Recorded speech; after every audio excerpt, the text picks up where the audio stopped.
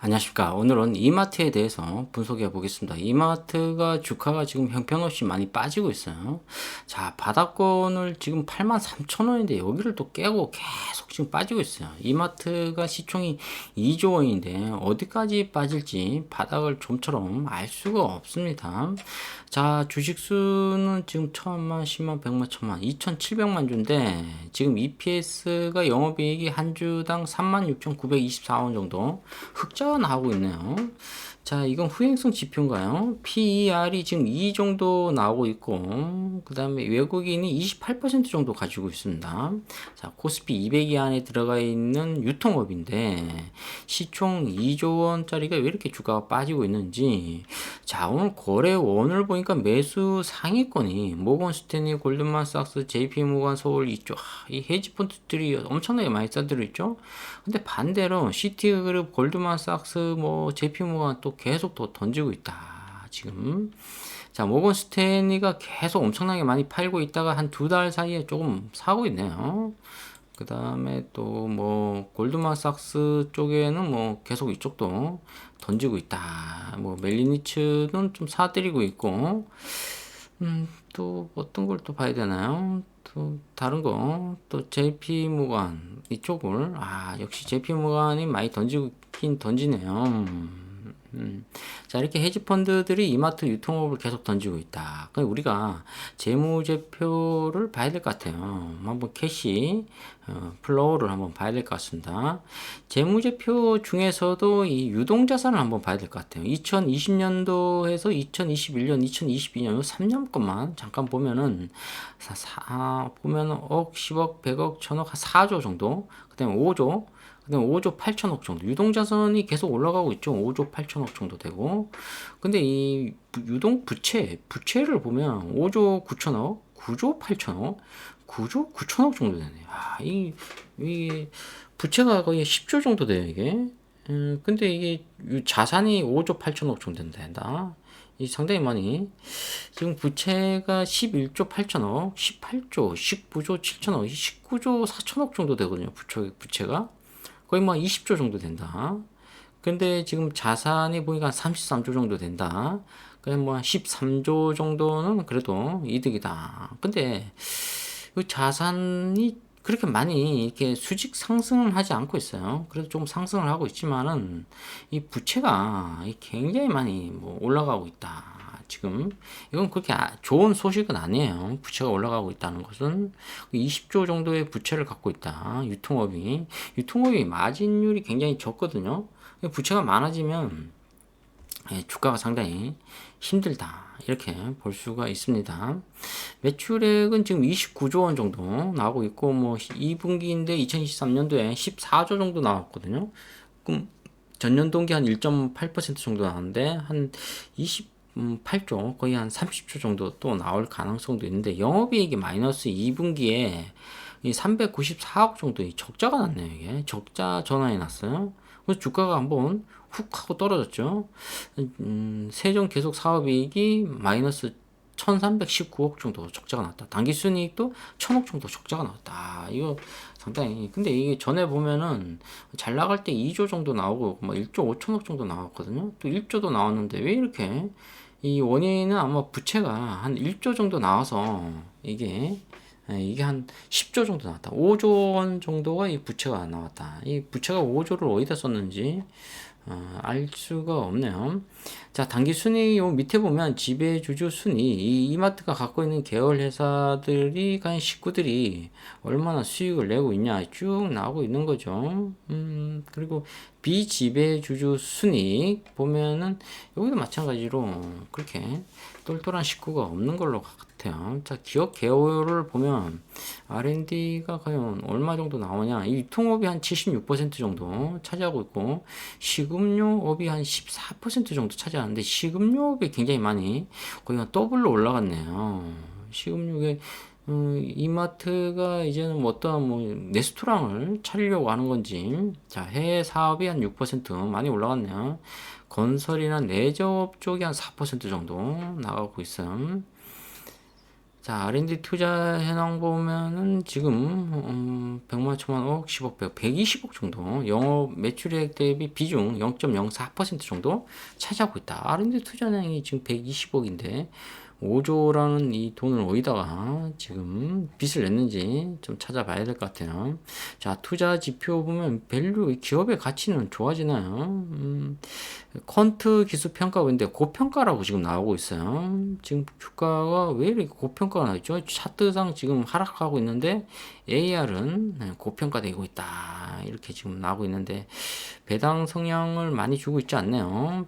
배당금이 2.71% 주고 있는데 그래도 그렇게 많이 주고 있진 않아요. EV 에비타는 뭐 10 정도로 아주 양호하게 나오고 있는데 이마트가 왜 이렇게 주가가 상당히 많이 빠지고 있는지 유동성 비율, 당좌 비율 이게 200% 이상이어야 되거든요. 그래야 안정성으로 나오고 있거든요. 이제 200% 이상에 아주 많이 뭐 미치지 못하고 있다. 못 미치고 있다.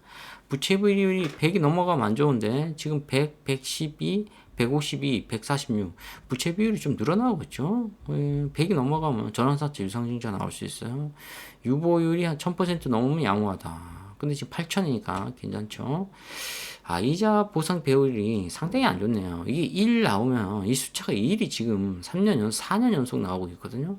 굉장히 안 좋습니다. 1 정도 나오고 있으면 거의 뭐 카드 돌려막기라고 볼 수도 있어요. 거의 0.4 정도 나왔죠. 이건 거의 뭐 절망적이라고 볼 수가 있습니다. 근데 2024년 2분기에는 아직 지표도 나와 있지 않다. 그리고 자기 자본 비율이 41, 이거 50이 넘어야 돼요. 지금 그렇게 썩 좋지가 않다. 이러다 보니까 계속 악재가 나올 가능성이 많다.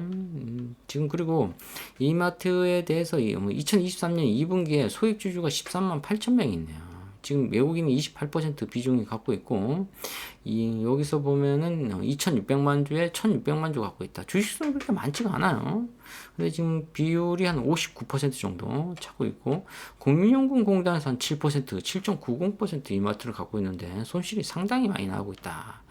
예, 계열회사 현황을 보면 뭐 상장되어 있는 회사가 7개 정도 있죠. 신세계 이마트, 뭐 신세계 건설, 뭐 푸드 등등 하고 있는데 제가 오늘의 그 이마트의 이 포인트를 한번 잡아보겠습니다. 여기 보면은 S죠. 스페링 S, 그 다음에 K, 그 다음에 컴퍼니 C라고 있죠. 요거를 KC로 나오는 거죠. 이 회사가 지금 비상장회사예요. 비상장회사인데 왜 이 회사에 대해서 제가 말씀드리냐면 여러분들이 잘 아는 이 커피죠. 이 스타벅스의 커피라고요. 스타는 별을 얘기하는 거고 벅스는 우리 그 뭐 한 30년, 20년 전에 30년 전 영화죠. 백경이라고 고래 잡는 거 있죠. 거기 뭐 고래 잡는 거 거기에 보면 1등 항해사를 이름이 벅스라고 해요. S자를 붙어서 스타벅스 이렇게 나온 거죠. S 여기 S는 이제 삼신 단수형을 썼겠죠. 자, 이 스타벅스가 이 신세계하고 이마트하고 지분율이 있나요? 그래서 뭐 등등 해서 이쪽이 지분을 거의 다 뭐 팔았나요? 등 해서 하여튼 간에 이 뭐 이마트나 신세계나 해서 이 스타벅스가 매출액이 1년에 지금 거의 뭐 한 2조 정도 나와줘야 되거든요. 근데 스타벅스가 지금 매출이 그렇게 나오고 있지 않다. 근데 매장은 지금 1850개 정도 계속 늘어나요. 1850개 정도 이상. 기업 가치가 한 2조 정도 나오거든요. 애널리스트의 측정가로는. 그러니까 1850개에 2조 정도 하면 하나당 거의 뭐 한 10억 정도 이상 나온다고, 매장 하나에 10억 정도 나올 수가 있다고 봐요. 그 운영 자체는 다 이마트 쪽에서 하고 있죠.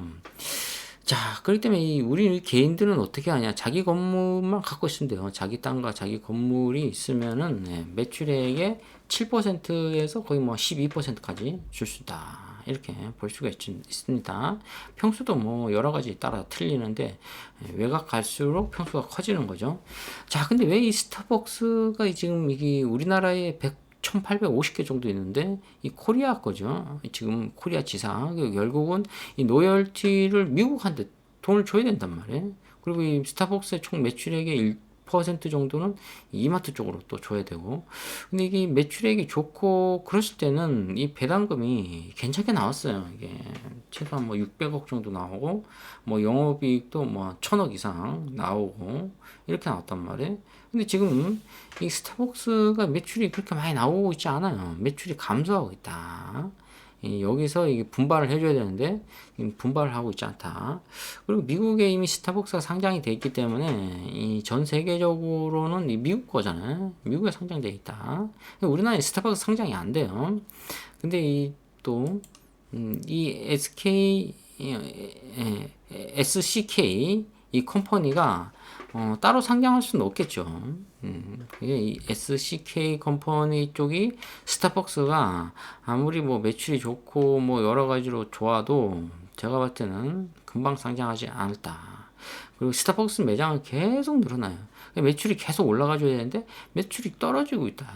지금 이게 지금 뭔가 여기에서 반등을 줄 수 있는 그런 게 있어야 된다. 지금 그리고 지금 거의 다 뭐 쿠팡 쪽에서 지금 거의 뭐 다 하고 있기 때문에 이마트가 지금 굉장히 뒤처지고 있다. 이렇게 보시면 될 것 같습니다. 자, 컨센서스 애널리스트가 과연 어떻게 지금 리포트 보고서를 썼는지, 적정 주가가 96,667원 정도 나왔네요. 11만원. 딱 30% 빼면 지금 가격대죠. 이제는 실적 반등을 기대할 시점이다. IBK 투자증권 애널리스트 분이 중립을 썼네요. 실적 2분기 부진에도 주목해야 할 부분.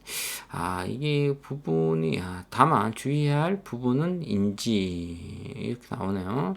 수익성 향상에 집중. 수익성이라고 이쪽에 좀 집중을 해야 된다. 돈을 버는 쪽에 집중을 해줘야 된다. 이마트가. 뭔가 이 인재가 좀 없나요? 좀 이게 뭔가 고여 있으면 썩어요.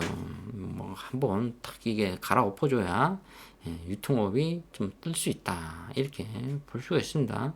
계속 작은 거에 집중하다 보면 멀리 볼 수가 없어요. 사업하는 사람들이. 그러니까 뭐 어느 정도 손절 칠 건 손절 치고 자, 앞으로 나가기를 바라겠습니다. 자, 오늘 이마트에 대해서 분석해 보았지만은 유통업이 그렇게 밝지는 않다. 월봉 차트를 봐도 계속 꾸준히 빠지고 있다. 지금 뭐 최소한 이게 주가가 상당히 높았던 가격이 30만 원이 지금 뭐 말도 할 수 없을 정도로 빠져 있다. 이 지금 대단한 종목이라고 볼 수가 있는데 이 중요한 건 이 휴대폰을 장악하지 못했다. 이마트가 우리가 한마디로 해서 휴대폰으로 모든 걸 다 주문하잖아요. 그리고 쿠팡을 통해서 새벽 배송부터 해가지고 이렇게 또 오늘 주문하면 쿠팡은 내일 오잖아요. 근데 뭐 다른 데에서 주문하면 어떻게 합니까? 뭐 2, 3일 있다 와요. 이런 시대는 이제 끝났다. 지금 주문하면 지금 올 수 있는 그런 시스템을 만들어야 된다. 휴대폰을 장악하는 자가 결국은 세상을 지배할 가능성이 있다. 이렇게 볼 수가 있습니다. 주가는 미래가 불투명합니다. 지금 뭐 다른 쪽은 뭐 식음료 쪽에 지금 뭐 거의 더블로 제품이 가고 있거든요. 근데 이마트의 이 본질은 펀더멘탈은 유통업이에요. 식음료 쪽 가갖고 자꾸 뭐 요리 뭐 판매 뭐 드링크 이런 쪽으로 푸드와 드링크 쪽으로 가는 게 아니라고요.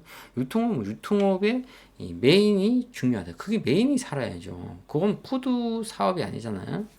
자, 이마트의 유통 쪽이 한번 두고 봐야 되거든요. 주가는 좀 옆으로 행보할 가능성이 높다. 자, 오늘은 이마트에 대해서 분석해 보겠습니다. 좋아요, 구독 팍팍 찍어주시면 감사하겠습니다. 감사합니다.